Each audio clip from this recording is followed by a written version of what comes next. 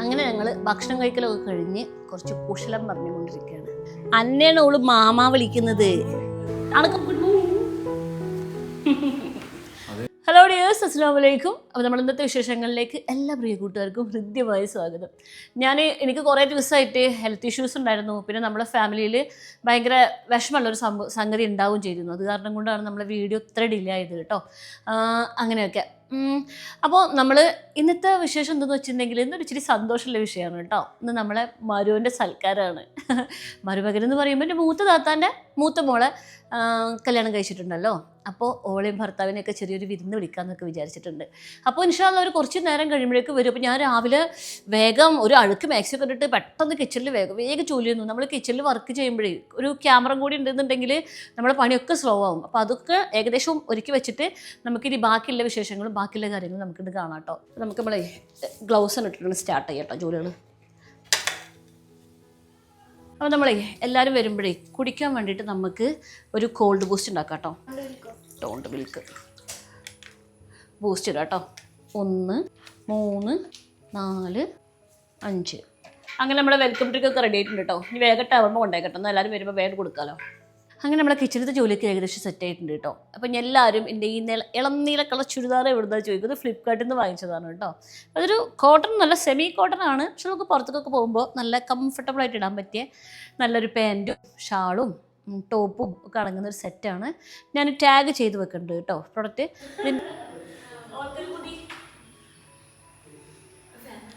അങ്ങനെ നമ്മൾ കുറച്ച് നേരം കാത്തിരുന്ന ശേഷം നമ്മുടെ വിരുന്നുകാരൊക്കെ വന്നിട്ടുണ്ട് കേട്ടോ.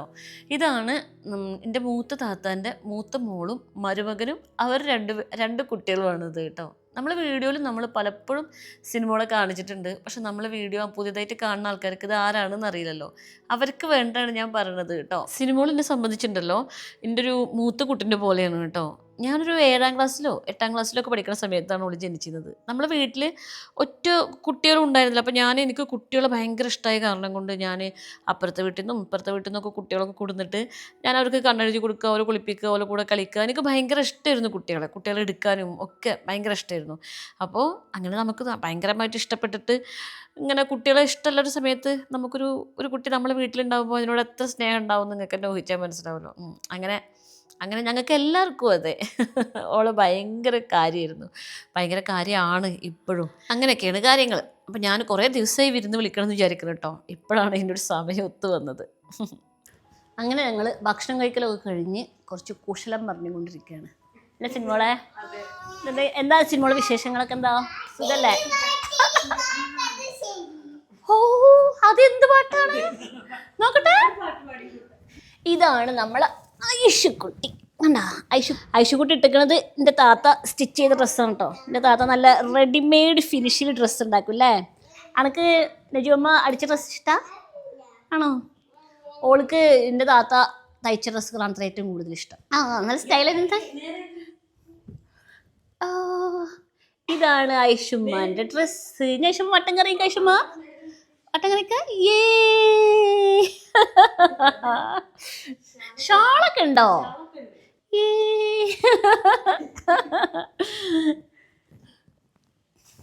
ഐഷുമ്മക്ക് അച്ഛൻ മൈപ്പ് തൊടാൻ പാടില്ല. ഐഷുമ്മക്ക് മൈക്ക് കൊട്ടിച്ചെടുത്തിട്ടുണ്ടോ? ഇനി ഐഷുമ്മ പാട്ട് പാടത്രേ. ഞാൻ പാട്ട് പഠിക്കാം.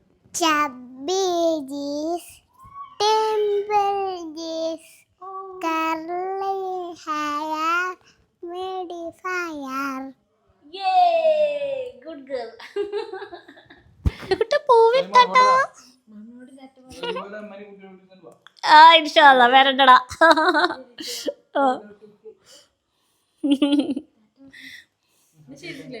ആയിക്കോട്ടെ. ടാറ്റ പോവാനീ പോവേണോ? ടാറ്റാ. ഞാൻ എൻ്റെ പപ്പനൊക്കെ അവൾ വീട്ടിലാക്കിയിട്ട് ഇവരുണ്ട്. നമുക്ക് സ്വിമ്മിംഗ് പൂളിലേക്കൊക്കെ പോകണം കേട്ടോ. ഓക്കെ.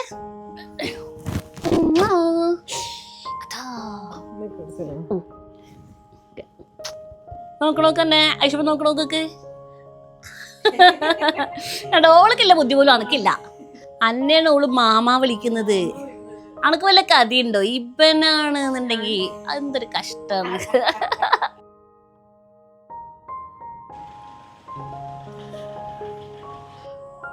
അങ്ങനെ നമ്മുടെ ഗസ്റ്റുകൾ പോയില്ലേ? ഇനി വായോ. അങ്ങനെ പിന്നെ ഗസ്റ്റുകൾ പോയിട്ടുണ്ടെങ്കിൽ അറിയാലോ, പാത്രങ്ങൾ ഇഷ്ടംപോലെ കുമ്പാരമായി കിടക്കുന്നുണ്ടാവും. ഇതൊക്കെ നമുക്ക് വൃത്തിയാക്കണം. ഇതൊക്കെ നിന്റെ സായ്ക്കുട്ടി ഒറ്റയ്ക്ക് നിന്ന് വൃത്തിയാക്കൂല സായ്ക്കുട്ടിയെ? സായ്ക്കുട്ടിയാണ് ഈ മറ്റേ ഗസ്റ്റുകളൊക്കെ കഴിച്ച പാത്രങ്ങളൊക്കെ കഴുകുന്നില്ല സായ്ക്കുട്ടിയെ? സായ്ക്കുട്ടി ഗസ്റ്റുകൾ വന്നപ്പോഴേ എന്തോ കൂടുന്നിട്ടുണ്ട്, അത് ഒറ്റക്ക് കഴിക്കാനുള്ള പാടില്ലാണ് അവന്. സായ്ക്കുട്ടിക്ക് ഓൺലൈൻ ട്യൂഷൻ തുടങ്ങാൻ നേരമായോ? നേരെ ക്ലാസ്സിലിരുന്നോ? അങ്ങനെ നമ്മളെ കിച്ചണൊക്കെ ഒന്ന് വൃത്തിയാക്കി എടുത്തു. കുറേ നേരത്തെ പരിശ്രമം ഉണ്ടായിരുന്നു, എന്നാലും കുഴപ്പമില്ല. അങ്ങനെ അവന് കൊടുന്നപ്പോൾ നല്ല മുന്തിരിക്കൊക്കെ കൊടുത്തിട്ടുണ്ടായിരുന്നു. ഇതൊക്കെ നമ്മൾ മഞ്ഞളിൽ ഇട്ട് വെച്ചിട്ടുണ്ട്. അങ്ങനെ നമ്മളെ മരോനും കുട്ടിയൊക്കെ പോയി നമ്മൾ കിച്ചണൊക്കെ വൃത്തിയാക്കി എൻ്റെ ജോലികളും കാര്യങ്ങളൊക്കെ കഴിഞ്ഞു. സായ്ക്കുട്ടിൻ്റെ ഓൺലൈൻ ട്യൂഷന് സ്റ്റാർട്ട് ചെയ്തു. അങ്ങനെയൊക്കെ കേട്ടോ. ഇപ്പം ഞാൻ നിങ്ങൾക്ക് അറിയാലോ, ഞാൻ കുറേ ദിവസമായി വീഡിയോ ഇട്ടിട്ട് ഞാൻ പറഞ്ഞില്ലേ, എനിക്ക് ഭയങ്കര പനി, ജലദോഷം, തൊണ്ടവേദന, എനിക്ക് നീറ്റ് നിൽക്കാൻ വയ്യാത്ത പോലത്തെ ഒരു ഭയങ്കര ബുദ്ധിമുട്ടും കാര്യങ്ങളൊക്കെ ഉണ്ടായിരുന്നു കേട്ടോ. അപ്പോൾ ഈ മാസം എന്ന് പറയുന്നത് സായ്ക്കുട്ടിക്ക് ഓണം എക്സാം സ്റ്റാർട്ട് ചെയ്യുന്ന സമയമല്ലേ. അപ്പോൾ എനിക്ക് ഭയങ്കര ടെൻഷനായിരുന്നു. കാരണം എനിക്ക് ഒരു തരത്തിലും ഓനെ ശ്രദ്ധിക്കാൻ പറ്റുന്ന ഒരു സിറ്റുവേഷൻ ആയിട്ടുണ്ടായിരുന്നില്ല. അപ്പോൾ പിന്നെ നിങ്ങൾക്ക് അറിയാലോ, ഓന് 2 വർഷമായിട്ട് ആൽബിഡോ എഡ്യൂക്കേറ്റേഴ്സിൻ്റെ ട്യൂഷൻ അറ്റൻഡ് ചെയ്തുകൊണ്ടിരിക്കുന്ന ആളാണ്. അപ്പോൾ അത് അവരുടെ ഏറ്റവും നല്ല പ്രത്യേകത എന്തെന്ന് വെച്ചിട്ടുണ്ടെങ്കിൽ, നമുക്ക് കുട്ടികൾക്ക് അവർ ട്യൂഷൻ കൊടുക്കും എന്നുള്ളതിൻ്റെ പോലെ തന്നെ അവർ പാരൻസുമായിട്ട് നല്ലൊരു ബന്ധം അവർ ഉണ്ടാക്കി വെച്ചിട്ടുണ്ടാവും കേട്ടോ. അപ്പോൾ ഞാനൊക്കെ ഇങ്ങനെ ടെൻഷനായപ്പോൾ ഞാൻ അവൻ്റെ ടീച്ചറോട് ഞാൻ കുറേ സംസാരിച്ചു. എക്സാമിന് എന്തായിരിക്കും ചെയ്യുക, എങ്ങനെ ആയിരിക്കും ചെയ്യാന്നൊക്കെ ആലോചിച്ചിട്ട് ഇങ്ങനെ എൻ്റെ ഓരോ ടെൻഷൻസ് ഞാൻ അവരുടെ ടീച്ചറുമായിട്ടൊക്കെ പങ്കുവച്ചിരുന്നു കേട്ടോ. സ്റ്റേൻ്റെ കാര്യത്തിൽ നിങ്ങൾ ടെൻഷൻ അടിക്കൊന്നും വേണ്ട. സ്റ്റേൻ അടിപൊളിയായിട്ട് പഠിക്കുന്നുണ്ട്. അതേപോലെ ഞാൻ ഡെയിലി ഇങ്ങനെ 5 മിനിറ്റ് ഒരു ടെസ്റ്റ് നടത്തുന്നുണ്ട്. അങ്ങനെ പിന്നെ ലാസ്റ്റ് ചാപ്റ്റർ കഴിയുമ്പോഴും ടെക്സ്റ്റ് നടത്തുന്നുണ്ട്. അപ്പോൾ നിങ്ങൾ എക്സാമിന്റെ കാര്യത്തിൽ നിങ്ങൾ ടെൻഷൻ ഒന്നും അടിക്കണ്ട, ഞാൻ നോക്കിക്കോളാം.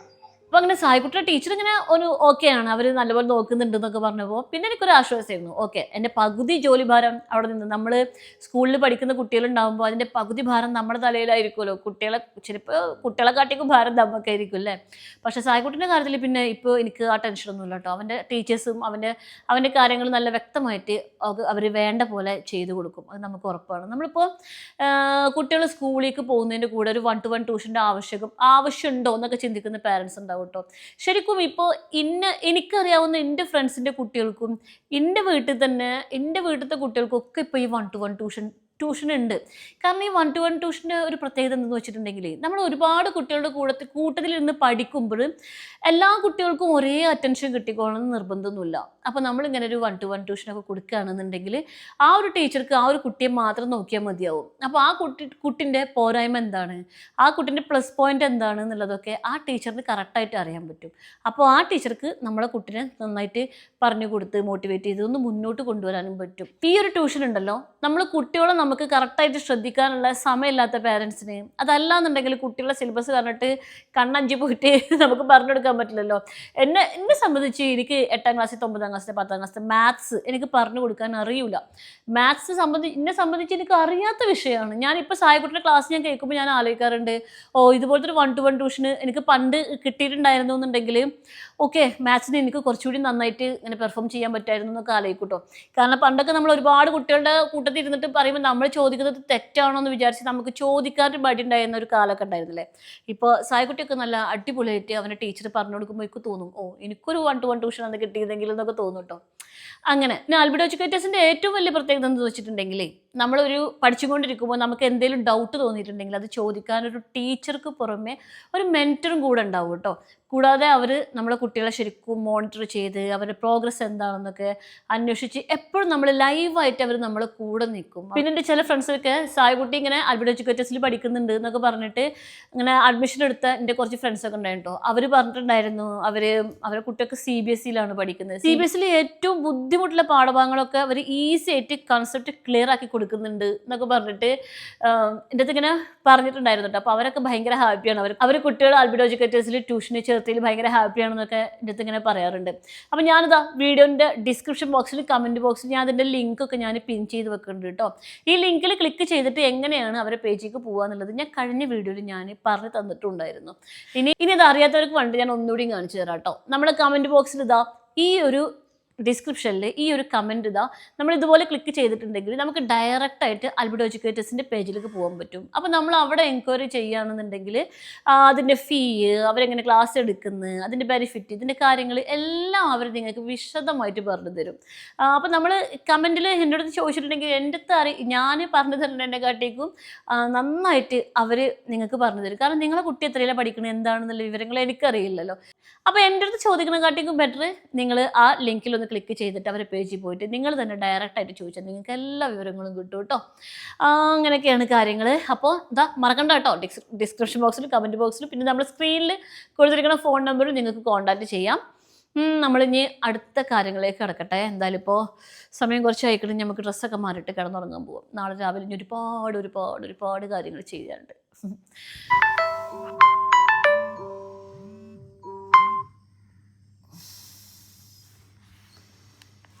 ഇനി നമുക്ക് കുറച്ച് രാവിലത്തെ വിശേഷങ്ങൾ കണ്ടാണ് തുടങ്ങാം കേട്ടോ. ഇന്നലെ രാത്രി പിന്നെ ഫോണിലത്തെ ചാർജ് കഴിഞ്ഞ കാരണം കൊണ്ട് ബാക്കി വീഡിയോ ഒന്നും എടുക്കാൻ പറ്റിയില്ല. രാവിലെ നമ്മൾ ഒരു 5:45 എഴുന്നേക്കും. നമ്മൾ കാര്യങ്ങളൊക്കെ കഴിഞ്ഞിട്ട് നമുക്ക് ജിമ്മിലേക്ക് പോകാനുണ്ട് കേട്ടോ. രാവിലെ എഴുന്നേറ്റിട്ടുണ്ടെങ്കിൽ ഞാൻ ഇപ്പോൾ എൻ്റെ അടിസ്ഥാനമായ കാര്യങ്ങളൊക്കെ കഴിഞ്ഞിട്ട് ആദ്യമായിട്ട് ഞാൻ ചെയ്യുന്നത് ഈ മുഖം ഇങ്ങനെ ഐസ് വെള്ളത്തിൽ ഡിപ്പ് ചെയ്യുന്നതാണ്. എനിക്ക് ഈ ഐസ് വെള്ളത്തിൽ ഡിപ്പ് ചെയ്യുമ്പോൾ ഭയങ്കര ഒരു ഫ്രഷ്നെസ് ഫീൽ ചെയ്യും കേട്ടോ. തലേൻ്റെ ഉള്ളിൽ നിന്ന് ഒരുപാട് ഭാരം കുറഞ്ഞ പോലെയോ ഭയങ്കര ഒരു റിലാക്സേഷൻ ഫീലാണ് എനിക്കിത്. ഞാൻ തലേ ദിവസം രാത്രി റാഗിയും ചെറുപയറും വെള്ളത്തിലിട്ടിട്ടുണ്ടായിരുന്നു. നമുക്കിന്ന് അത് അരച്ചിട്ട് ദോശ ഉണ്ടാക്കണം. ഞാൻ ജിമ്മിലൊക്കെ പോയി തിരിച്ച് വന്നിട്ടാണ് ദോശ ഉണ്ടാക്കാൻ ഞാൻ ഉദ്ദേശിച്ചിരിക്കുന്നത്. ഇനി രാവിലെ നമ്മൾ ചെറുതായിട്ടൊരു ചായ ഉണ്ടാക്കി കുടിക്കണം. ഞാൻ കാപ്പിയാണ് ഉണ്ടാക്കി കുടിച്ചിരുന്നത്. പക്ഷെ എൻ്റെ കാപ്പിപ്പൊടി കഴിഞ്ഞിട്ടുണ്ട്. ഇനി കാപ്പിപ്പൊടി കഴിയണ വരെ ചെറുതായിട്ടൊരു ലൈറ്റ് ചായ, ചെറുതായിട്ടുള്ളൊരു മധുരം, അത്രയേ ഉള്ളൂ കേട്ടോ. പിന്നെ നമ്മൾ ഐസ് ഡിപ്പ് ചെയ്യുന്ന സംഭവത്തേക്ക് പിന്നെയും വെള്ളം ഒഴിച്ചിട്ട് അത് ഫ്രീസറിലേക്ക് വെക്കും. എന്നും നമ്മൾ വെള്ളം മാറ്റും. അതേ വെള്ളം തന്നെ ഫ്രീസറിലേക്ക് വെച്ചിട്ട് പിന്നെ പിറ്റേ ദിവസം അതിലൊന്നും മുഖം മുക്കൂല കേട്ടോ. അങ്ങനെ നമ്മൾ ചായ സെറ്റായിട്ടുണ്ട്. ഇനി ഞാനൊന്ന് പുറത്ത് പോയിട്ട് കുറച്ചൊന്ന് ഇരുന്നിട്ട് ആ ചായ ഒന്ന് ആസ്വദിച്ച് കുടിക്കണം എന്ന് വിചാരിക്കും. പക്ഷേ അത്രയ്ക്ക് ആസ്വദിച്ച് കുടിക്കാനൊന്നും പറ്റില്ല. കാരണം നേരം പിന്നെയും വൈകുമല്ലേ, നമുക്ക് രാവിലെ ജിമ്മിൽ പോകാൻ സമയമായിട്ടുണ്ടാവും.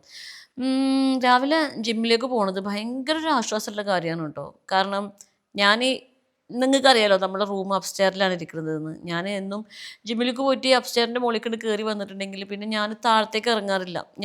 എൻ്റെ സായിക്കുട്ടി അല്ലാത്ത വേറൊരു മനുഷ്യനെ കാണുന്നത് അപൂർവമായിട്ടേ ഞാൻ കാണാറുള്ളൂ. അപ്പോൾ ജിമ്മിലേക്ക് പോയിട്ട് അവിടുത്തെ കുറച്ച് ഫ്രണ്ട്സ് ഉണ്ട്, സംസാരിക്കാം, വർക്കൗട്ട് ചെയ്യാം. സംസാരമല്ല കേട്ടോ, പക്ഷേ ജിമ്മിൽ വർക്കൗട്ട് തന്നെയാണ് ഏറ്റവും കൂടുതലായിട്ട് നമ്മൾ ഇങ്ങനെ ഉദ്ദേശിക്കുന്നത്. അല്ലാണ്ട് സംസാരം അവിടെ ഫ്രണ്ട്സുമായിട്ട് ചെറിയ സംസാരം ഉണ്ടാവില്ല, അത്രയേ ഉള്ളൂ. അപ്പോൾ നമ്മൾ ചെവിയിലൊരു പാട്ടൊക്കെ വെച്ച് നമ്മൾ ഇങ്ങനെ ജിമ്മിലേക്ക് പോകുന്ന വഴി കൂടി ഇങ്ങനെ പാട്ടൊക്കെ കേട്ട് പോകുമ്പോൾ അതാണ് എൻ്റെ ഇപ്പോഴത്തെ ജീവിതത്തിലെ ഏറ്റവും ഒരു സന്തോഷമുള്ള കാര്യം കേട്ടോ. അങ്ങനെ നമ്മൾ ജിമ്മിലേക്ക് എത്തിയിട്ടുണ്ട്. എൻ്റെ ട്രെയിനർ അവിടെ ഇരിക്കുന്നുണ്ട്. Hello, good morning. പിന്നെ വർക്കൗട്ട് കഴിഞ്ഞിട്ട് നമ്മൾ തിരിച്ചെത്തിയിട്ടുണ്ട് എന്നുണ്ടെങ്കിൽ നമുക്ക് അപ്പം കിടന്നുറങ്ങാനൊക്കെ തോന്നും. പക്ഷേ നമുക്ക് ഉറങ്ങാൻ ഒന്നും പറ്റില്ല. കാരണം തിരിച്ച് വന്നിട്ടുണ്ടെന്നുണ്ടെങ്കിൽ നമുക്ക് ബ്രേക്ക്ഫാസ്റ്റ് ഉണ്ടാക്കുക, ഉച്ചയ്ക്കുള്ള ലഞ്ച് പ്രിപ്പയർ ചെയ്യുക, അങ്ങനെ ഒരുപാട് കാര്യങ്ങളുണ്ടാവും. ഈ ഷോഫിൽ ഇരിക്കുന്ന സംഭവങ്ങളൊക്കെ എനിക്ക് അൺബോക്സ് ചെയ്യാനുള്ള സംഗതികളാണ് കേട്ടോ. ഇതൊക്കെ ഞാൻ നിങ്ങൾക്ക് കാണിച്ചു തരുന്നുണ്ട് ഇൻഷാ അല്ലാ. സായിക്കുട്ടിയെ, ഞാൻ ജിമ്മിക്ക് പോകുന്ന സമയത്ത് സായിക്കുട്ടിനെ ഒന്ന് വിളിക്കും കേട്ടോ. എന്നിട്ട് അവനെ കൊണ്ട് വാതിൽ ലോക്ക് ചെയ്യിപ്പിക്കും. പിന്നെ അവന് വന്നിട്ട് കിടന്നുറങ്ങും. പിന്നെ ഞാൻ വന്നിട്ട് ഒരു 8 മണിയാകുമ്പോഴാണ് ആളെ വിളിക്കുക കേട്ടോ. അപ്പോൾ പിന്നെ അവനെ നീറ്റ് അവൻ്റെ കാര്യങ്ങളൊക്കെ ചെയ്തോളും. ഞാൻ രാവിലെ പോകുമ്പോൾ ഞങ്ങൾക്ക് കാണിച്ചു തന്നിട്ടുണ്ടായിരുന്നില്ലേ ചെറുപയറും റാഗിയും വെള്ളത്തിലിട്ടത്. ഇനി ഇതിലേക്ക് നമുക്ക് ഒരു കഷ്ണം ഇഞ്ചിയും ഒരു ചെറിയൊരു പച്ചമുളകും വേണം. ഞാനിപ്പോൾ കുറച്ച് ഹെൽത്തി ആയിട്ടാണ് ഫുഡ് കഴിക്കാൻ ശ്രമിക്കുന്നത്. പക്ഷേ എൻ്റെ സായിക്കുട്ടിക്ക് ഇതൊന്നും പറ്റില്ല. സായിക്കുട്ടി ഉള്ള കാരണം കൊണ്ട് അത്രയ്ക്ക് അങ്ങോട്ട് ഹെൽത്തി ആവാൻ എനിക്കൊട്ട് പറ്റാറുമില്ല കേട്ടോ. എന്തായാലും നമ്മൾ ഇന്നത്തെ ബ്രേക്ക്ഫാസ്റ്റ് ഉറപ്പായിട്ടും സായിക്കുട്ടിക്ക് ഇഷ്ടപ്പെടാൻ ഒരു ചാൻസും ഇല്ല. കാരണം അവനക്ക് ഈ ചെറുപയറിൻ്റെ ഒന്നും ചൊവ്വ പറ്റുമോ എന്നുള്ളത് എനിക്കൊരു ഉറപ്പില്ല. പക്ഷേ ഇങ്ങനെ കഴിച്ച് കിട്ടിയാൽ നല്ല സംഗതിയാണല്ലോ. അങ്ങനെ എന്താണെന്നറിയില്ല കേട്ടോ. കുറേ വീഡിയോ എടുത്തിട്ട് കുറേ ദിവസമായി കാരണം കൊണ്ട് എനിക്ക് ഇങ്ങനെ വോയിസ് ഓവറൊക്കെ കൊടുക്കുമ്പോൾ ആകെ നാക്ക് സ്ലിപ്പായി കൊണ്ടിരിക്കുകയാണ്.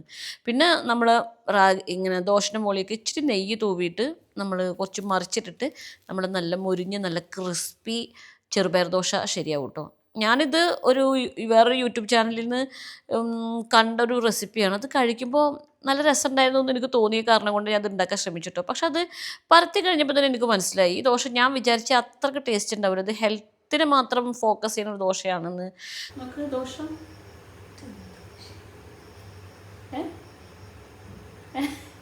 ഇത് റാഗിയുടെ ദോശ ഹെൽത്തിയാണ്, അറിയോ?